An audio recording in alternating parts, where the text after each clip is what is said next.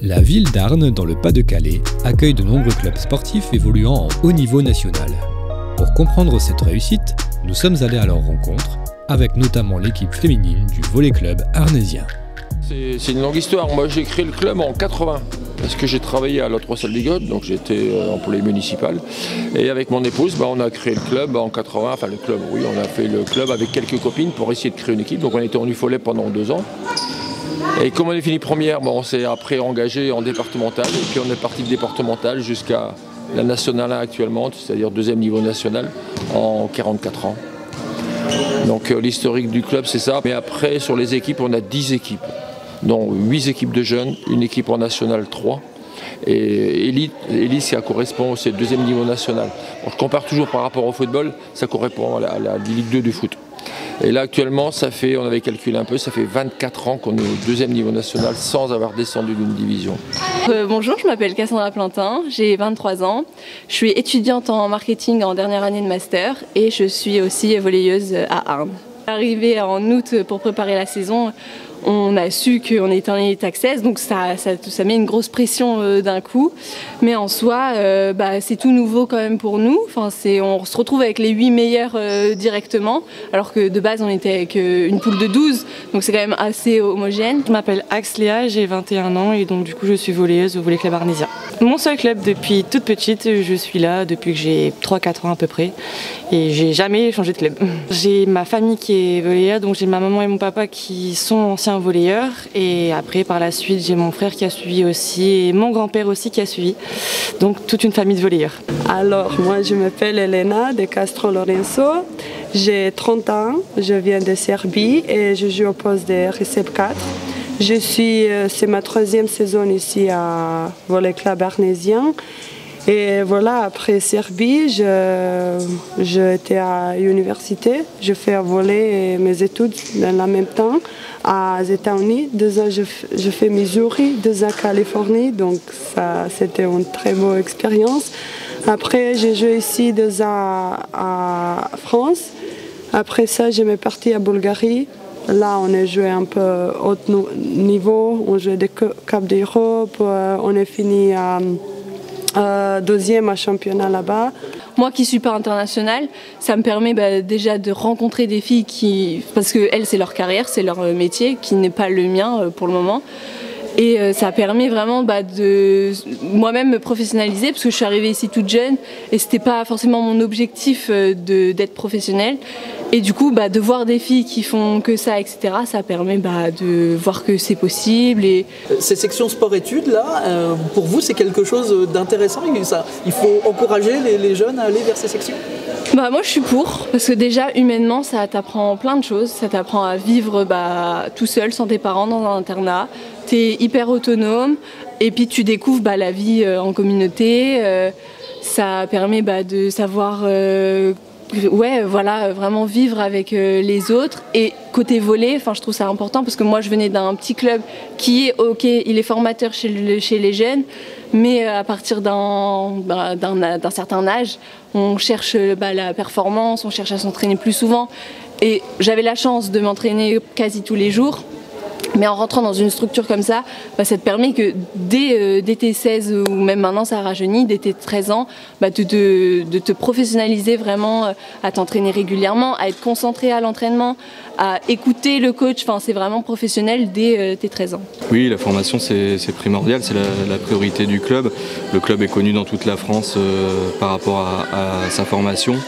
On a des résultats dans toutes les catégories d'âge. Par exemple, l'an dernier, on a engagé des équipes dans 4 catégories d'âge en Coupe de France et 3 ont atteint les finales. Et une a même été championne de France dans la catégorie des moins de 11 ans. Donc c'est des résultats exceptionnels chaque année. On a des joueuses qui ont évolué dans les différentes équipes de France, jusqu'à l'équipe de France A même, des joueuses qui ont été formées au club, donc c'est vraiment primordial, oui. On a pas mal de contacts avec les écoles, notre coach intervient régulièrement dans les écoles pour les cycles volleyball, pour faire une petite initiation, une découverte aux enfants. Et on invite très régulièrement des enfants des écoles, des centres de jeunesse et de loisirs à venir assister aux matchs en leur faisant découvrir la discipline et l'équipe. Il faut le dire que ça se voit d'ailleurs, hein. Mais par exemple à la communauté d'agglomération, on est toujours très étonné. On parle beaucoup d'Arnes quand il y a les moments des subventions, par exemple, on se dit, tu vous rendez compte quand même, sur Arnes, 4 clubs de haut niveau. Une collectivité, regardez notre petite commune de Arnes, comment ferait-elle s'il n'y avait pas le département, s'il n'y avait pas la communauté d'agglomération pour avoir ces équipes au plus haut niveau? Nous ne pourrions pas. Nous sommes une commune de 12 500, 13 000 habitants. Comment voulez-vous faire? Bien entendu. Donc moi je dis merci. Merci à tous ceux qui viennent abonder justement ce que nous, la municipalité, on peut mettre dans ces sports. Donc, merci d'abonder au département, merci d'abonder à la communauté d'agglomération. Sans eux, on ne pourrait pas. Mais ça ne suffit pas. Et encore une fois, j'insiste justement sur tous ces bénévoles qui sont à côté, parce que les subventions ne suffisent pas. Alors je m'appelle Émilie Hipp, je suis la coach de l'élite depuis une dizaine d'années maintenant. En fait moi j'ai déjà commencé au club parce que je suis native de Arnes, donc mes parents étaient volleyeurs, donc tout bêtement on est resté dans le volley. J'ai fait ma carrière à Arnes, après je suis partie en pro. Pendant quelques années, j'étais aussi en équipe de France jeune. Et après, en étant un peu plus vieille, du coup, je me suis plus tournée sur le rôle de coach, en sachant que j'ai quand même continué mes études en étant pro, pour justement après avoir une carrière derrière en tant que coach. Donc j'avais fait mes études un peu partout où j'allais. Donc ça m'a permis après de basculer assez facilement. C'est une nouvelle saison puisque cette année c'est une nouvelle division qu'ils ont créée avec les 8 équipes qui veulent potentiellement monter en Pro A ou qui sont susceptibles d'être bien. Donc c'est vrai que le niveau était très intéressant. On pouvait finir première comme 6 ou 7e, donc c'est vrai que tous les week-ends il fallait batailler et c'est ce qui était intéressant. Après c'est vrai qu'au niveau budget c'était un peu plus compliqué puisque nous on est quand même une petite ville de 12 000 habitants, les subventions ne sont pas à la hauteur de ce qu'il faut, donc c'est vrai que au niveau budget, c'était un peu compliqué. Sinon, au niveau sportif, on termine avec 7 victoires, ce qui est quand même pas mal. Après, c'est vrai qu'on avait pour objectif d'essayer d'être dans les playoffs. On n'a pas réussi, mais c'est vrai qu'il y avait quand même du beau monde en face. Donc, on démérite pas. Ça devient de plus en plus cher de jouer, même au niveau du volley, quoi. Parce que le problème, c'est que la fédération nous impose des quotas financiers. Ce qui est illogique. On ne dit pas au football, si vous n'avez pas 5 milliards, vous ne jouez pas. Ou X millions. Nous, le problème, c'est qu'ils nous mettent des quotas financiers. Et nous, Arles, on n'a qu'une ville de 12 000 habitants qui est très sportif. Donc nous, on a un budget en gros de 400 000 €. On est le plus petit budget de notre pool en élite. Mais 400 000 €, on ne fait pas grand-chose avec. On a l'équipe qui a le moins de pros. Il y a des clubs qui ont le double que nous, de la même division. Donc on n'a pas les mêmes moyens. Et à la limite, on joue même très bien. On est bien classé par rapport aux moyens qu'on a, quoi. Parce qu'on a un club familial, les joueuses sont bien, donc c'est pour ça qu'elles restent ici, quoi. En élite, qu'ils appellent Elite Access, déjà le droit de jouer, ça coûte déjà 15 ou 20 000 € avant de commencer à jouer. Ils nous imposent 6 contrats pro.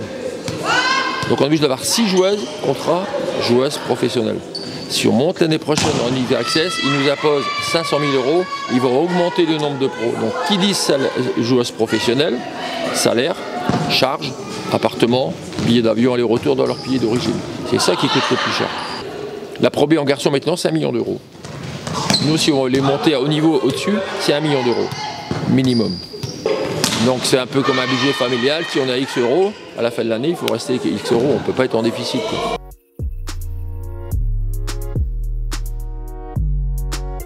Oui, moi au départ je suis le médecin du club. Donc oui, c'est un sport quand même qui est assez traumatique, hein. Il y a pas mal de blessures, donc on essaye au maximum de prévenir les blessures déjà, et puis on les traite quand elles surviennent malheureusement. Mais on fait beaucoup de prévention, donc on a la chance d'avoir un staff médical bien fourni, puisque je suis entouré par 2 kinés, Jean et Sébastien, et par un préparateur physique, Célestin. Et on travaille en relation avec Émilie pour vraiment adapter les entraînements des joueuses, les laisser au repos quand il faut, faire une préparation physique adaptée, personnalisée. On fait beaucoup de préparation et beaucoup de prévention. Oui, du cardio, de la musculation, beaucoup de proprioception, on travaille les articulations, on essaie d'éviter les déséquilibres, oui, il y a énormément de travail, c'est une énorme partie et c'est très important. Alors déjà, le sport, en général le volley, il n'est pas assez médiatisé, je pense, et le sport féminin encore moins. On espère par la suite voir de plus en plus de volley et de plus en plus de médias parler de volley. On espère. Déjà, on a eu quand même pas mal de bons résultats chez les volleyeurs garçons, ce qui ont fait qu'on a eu énormément de nouvelles inscriptions au volley. Donc je pense que les JO 2024 à Paris en plus vont faire un tremplin dans les inscriptions et dans les nouvelles découvertes des sports. Oui, je pense que ça mérite d'avoir une plus grosse audience. Après, c'est vrai que le sport féminin c'est un peu compliqué en ce moment. Nous, déjà l'année dernière, il y a quand même 2 équipes qui ont arrêté parce que faute de budget, les clubs se sont cassés la figure. Cette année encore, on voit qu'il y a des clubs financièrement, c'est compliqué. Donc le sport féminin, en tout cas dans le volley, va mal. Je ne sais pas si ça va bien chez les autres. Mais déjà, à la base, le volley n'est pas très médiatisé. C'est parce que les garçons ont eu cette lumière sur eux avec les Jeux Olympiques, avec les titres de champion. D'ailleurs, mon frère était dans l'équipe à cette époque. Mais c'est vrai qu'ils ont eu cette lumière-là. Donc ça nous a montré un peu le volley. Mais le sport féminin, c'est compliqué puisque l'équipe de France féminine n'a pas forcément des résultats. Et du coup, si l'équipe de France féminine n'a pas de résultats, on n'a pas la lumière sur les féminines. Donc, et puis on sent quand même toujours la différence entre les garçons et les filles. Nous, on a reçu les filles ici. C'est vrai qu'elles ont beaucoup moins de moyens que les garçons. Alors peut-être par rapport aux résultats qu'elles ont eus, je ne sais pas, mais il y a toujours une différence entre les filles et les garçons, que ce soit au niveau salaire, au niveau budget, au niveau un peu de tout, de toute façon. En fait, on a toujours voulu que ça reste familial quand même, parce que c'est vrai que, par exemple, en élite, les filles, elles viennent des fois de loin, et on voudrait qu'elles soient bien comme si elles étaient chez elles, près de leur famille. Donc, dès qu'elles ont un souci, elles savent qu'elles peuvent appeler à n'importe quelle heure. On essaye d'être comme ça aussi, justement pour qu'elles se sentent beaucoup plus à l'aise. Pour mes 3 années ici, tout s'est passé vraiment bien. Et le gymnase, les entraînements, les jeunes qui travaillent pour les clubs, les volontaires, les filles, franchement, j'ai pas une note négative pour dire.